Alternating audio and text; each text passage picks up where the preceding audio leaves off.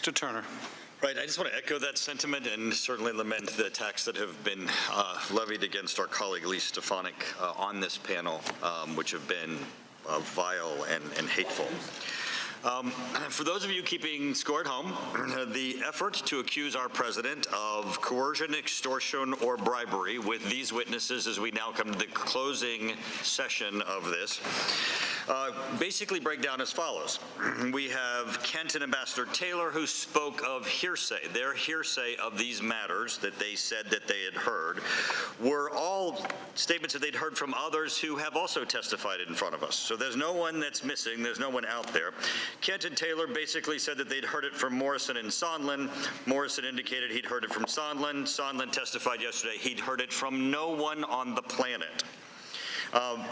Vindeman and Morrison both have direct testimony of the phone call with the President of the United States. Beyond that, they only had contact with Sondland, and again, Sondland indicated he had contact with no one on the planet.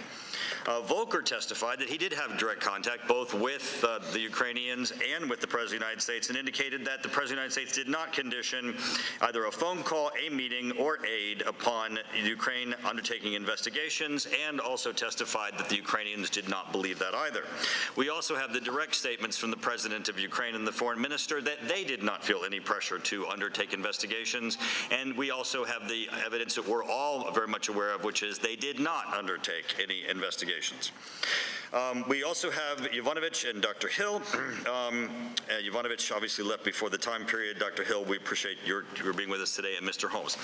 Dr. Hill, you have provided me probably the greatest piece of evidence that's before us to illustrate the problem with hearsay. So you said, based on questions and statements, I have heard some of you on this committee, that'd be us, appear to believe that Russia and its security services did not conduct a campaign against our country. And perhaps somehow, for some reason, it was Ukraine. So this was held up by Devin Nunes. This is the report on Russian active measures that was voted on by all of us. It begins with this sentence.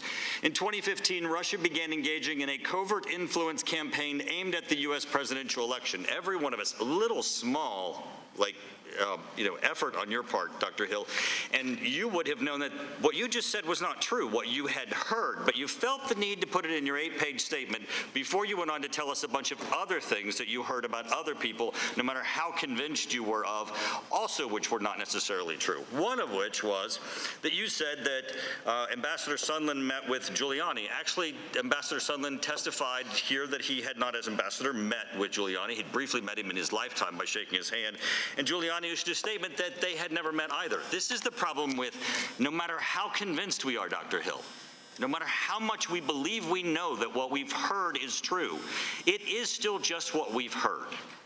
But so far in this hearing, in this series of hearings, the only thing that we have is Volker saying, I spoke to the president and I've spoke to the Ukrainians, neither of which believed that aid was conditioned, neither of which believed that the president was requiring it, and Ambassador Sondland, which said no one on the planet told him that that was the case. That's the sole evidence. Now, I got to tell you, the one thing that's interesting is Ambassador Sondland did say it's his belief that a meeting with the president was conditioned upon investigations.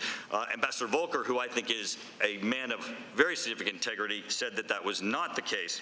Now, even if Ambassador Sondland is correct, that somebody, and Dr. Hill, you testified, and again, it's hearsay, you don't know, that supposedly Mulvaney told him that, because he didn't testify to that. But let's say somebody beside the president told him that. You guys want to be the laughing stock of history to impeach a president of the United States because he didn't take a meeting? Oh, please, dear God. Please undertake that. Now, Mr. Holmes, I got to tell you, you say that you're there. Is there a question for Dr. Hill? Mr. Holmes, in your testimony, you said that Sondland said he loves your ass, and also said he'll do anything that you want. Mr. Holmes, that information had nothing whatsoever to do with the subject matter of any of these hearings. It was anecdotal. It was extraneous. Your statements that your interests are protecting Ukraine are very dubious when you embarrass President Zelensky by making those statements that you didn't have to make. Who cares that Ambassador Sondland said that?